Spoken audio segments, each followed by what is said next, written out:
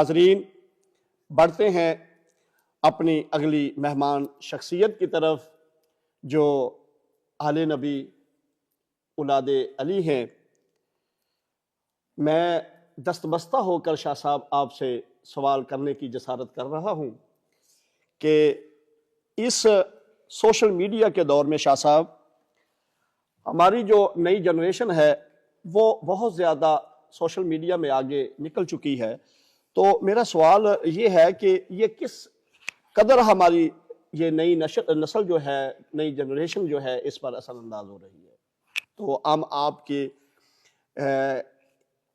علم سے مستفید ہونا چاہیں گے۔ بسم اللہ الرحمن الرحیم، الحمدللہ رب العالمین والصلاة والسلام علی سید الانبیاء والمرسلین وعلی آلہ واصحابہ اجمعین، اما بعد فاعوذ باللہ من الشیطان الرجیم، بسم اللہ الرحمن الرحیم۔ تو ناظرین، میں سب سے پہلے آج کے اس رمضان ٹرانسمیشن پروگرام جو کہ سٹی رنگ کے پلیٹ فارم سے ہر سال چلتا ہے، اس مرتبہ میں تمام آج کے ہمارے اس چینل کے ساتھ جڑے ہوئے جتنے بھی لوگ ہیں تمام احباب کے ساتھ میں ایک بڑے خاص اور اہم موضوع کے ساتھ جو میرے ذمہ لگایا گیا ہے،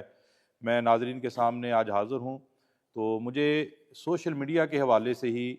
یہ سوال پوچھا گیا ہے، تو میں مختصر جملوں کے اندر یہ میں ناظرین کو پیغام دینا چاہتا ہوں، کیونکہ یہ ہمارا مرحبا پروگرام جو الحمدللہ سال ہا سال سے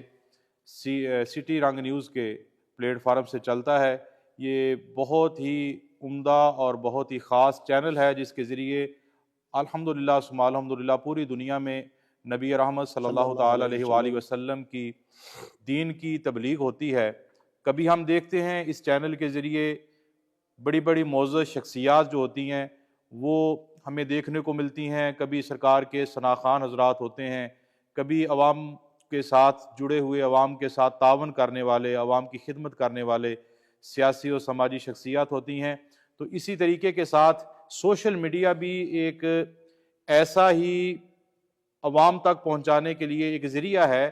کہ انسان ہی نہیں بلکہ میں نے محسوس یہ کیا ہے کہ اگر اس کو اچھے اور اعلیٰ طریقے سے جناب دیکھا جائے نا، تو اللہ تبارک و تعالیٰ کی رحمت کے فرشتے بھی دیکھتے ہیں کہ بندہ کیا کر رہا ہوتا ہے۔ ماشاءاللہ، سبحان اللہ۔ تو آپ نے سوشل میڈیا کے حوالے سے سوال پوچھا، میں صرف ان جملوں کے ساتھ آج کے سوال کو میں عوام الناس تک پہنچانا چاہوں گا کہ ہم سوشل میڈیا اگر دیکھیں، اس کو بزرگ بھی دیکھتے ہیں، نوجوان بھی دیکھتے ہیں، بچے بھی دیکھتے ہیں، سبھی احباب جو ہیں، خواہ کسی مذہب کے ساتھ تعلق رکھنے والے ہوں، کسی عقیدے کے ساتھ تعلق رکھنے والے ہوں، کسی بھی دنیا کے لیول میں وہ رہتے ہیں، ہر بندہ اپنے انداز میں سوشل میڈیا کو استعمال کرتا ہے۔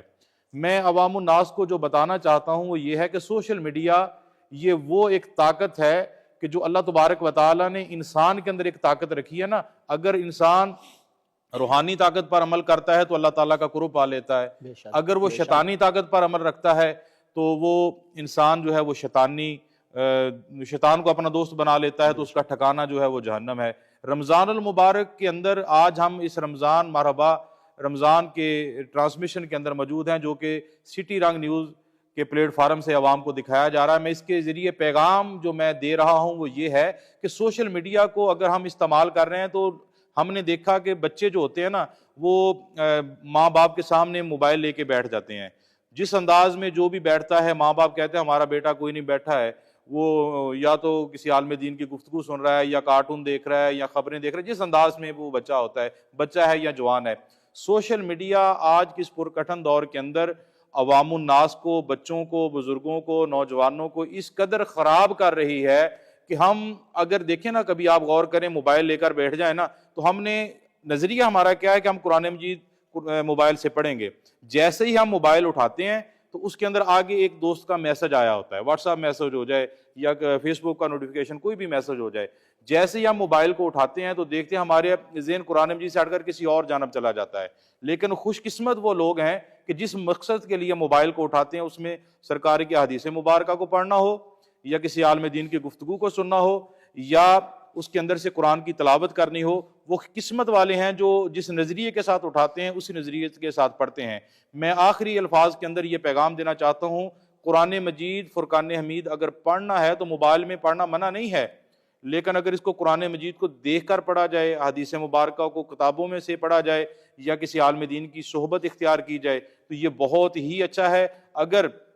ہمارے بزرگ جو گھروں کے اندر رہتے ہیں اپنی نوجوان نسلوں کو چاہتے ہیں کہ ہماری نسلیں آنے والی جو ہیں وہ بہتر سے بہتر ہوتی جائیں، تو کوشش کیا کریں کہ بچہ کیا کر رہا ہے اس پر تھوڑی سی غور کی جائے، اس پر توجہ دی جائے، تاکہ ہماری آنے والی نسلیں بگڑنے کی بجائے سیدھا رستہ اختیار کر سکیں۔ اور آخری میرے الفاظ یہ ہیں، کیونکہ یہ مرحبا رمضان کا جو ہمارا پروگرام ہے کہ یہ الحمدللہ عوام الناس تک بہت ہی مقبول سے مقبول ہوتا جا رہا ہے۔ یہ سٹی رنگ کا جو ہمارے اس چینل کے ہمارے روح رواں ہے محمد طاہر چراہی صاحب، ان کی یہ کوششوں کے ساتھ یہ پروگرام سال ہر سال سے یہ چلتا ہے۔ اس کے ذریعے میں یہ بتا رہا ہوں کہ عوام الناس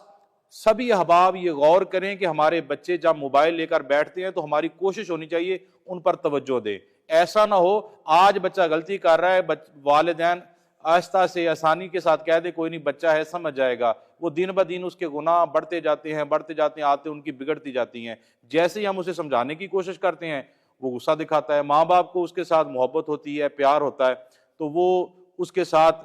انداز محبت کرتے ہوئے کہتا ہے چل کوئی نہیں میرا بیٹا سدھر جائے گا۔ تو میں اللہ تبارک و تعالیٰ کی بارگاہ میں بھی دعا کرتا ہوں، سبھی احباب کو یہ پیغام بھی دیتا ہوں، یہ سوشل میڈیا کے ساتھ جتنے بھی ہماری نوجوان نسل جڑی ہوئی ہے سبھی پر غور کیا کریں اور ان کے ساتھ تعاون کیا کریں، ان کو سمجھانے کی کوشش کیا کریں۔ تو شاہ صاحب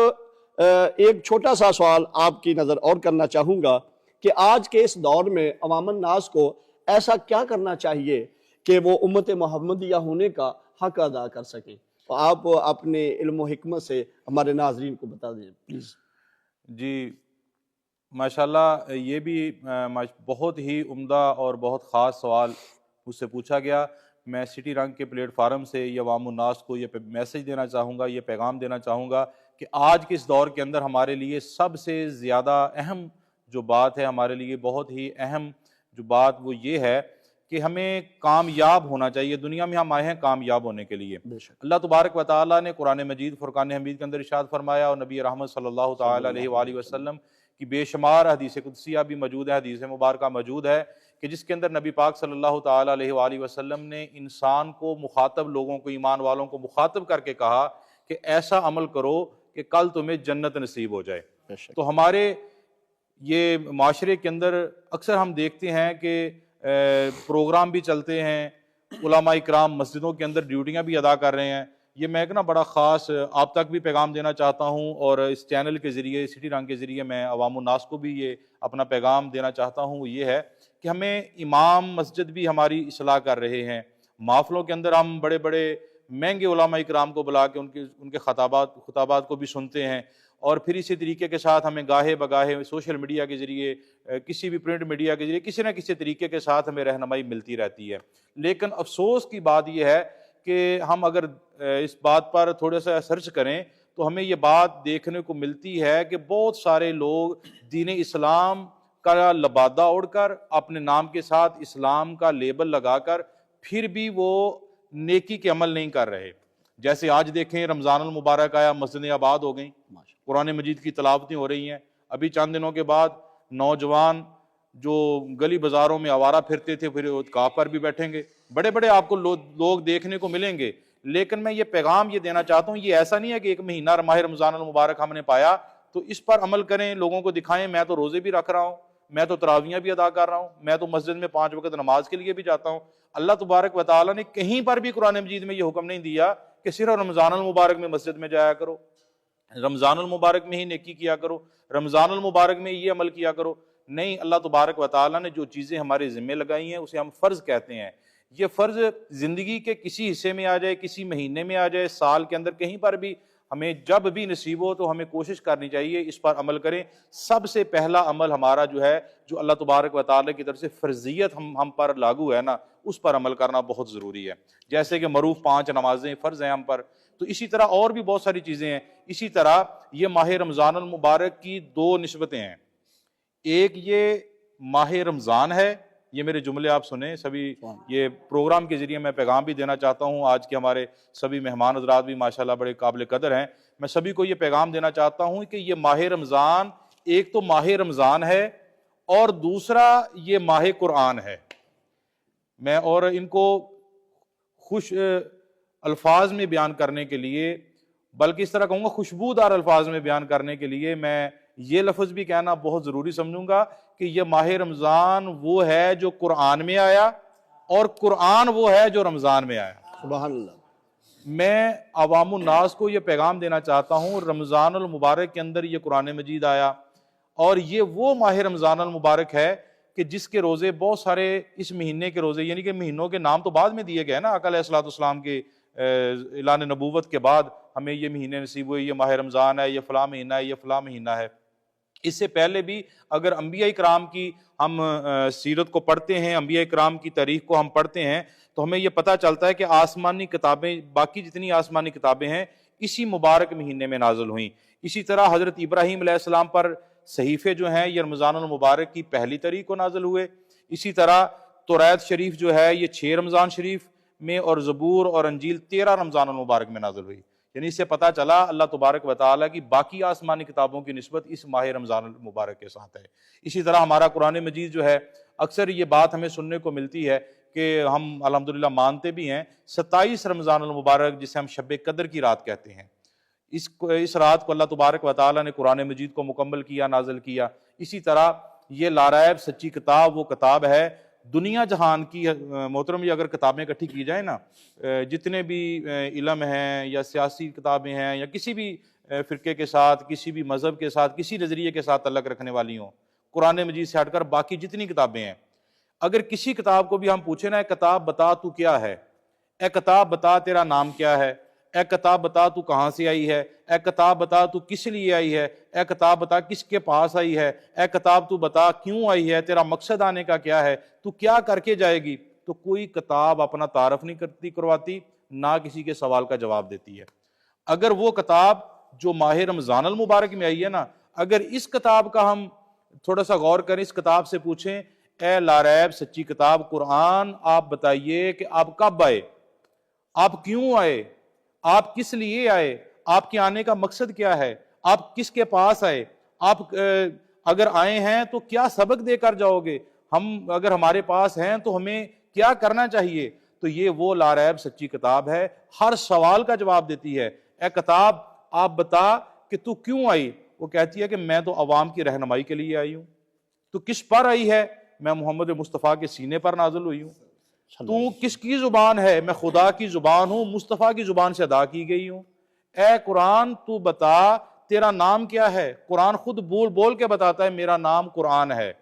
تو کس رات نازل ہوئی، وہ کہتے ہیں میں قدر والی رات کو نازل ہوئی۔ اے کتاب بتا تو عوام کو کیا دے کے جائے گی، قرآن کہے گا اگر میرے کے ساتھ محبت کرو گے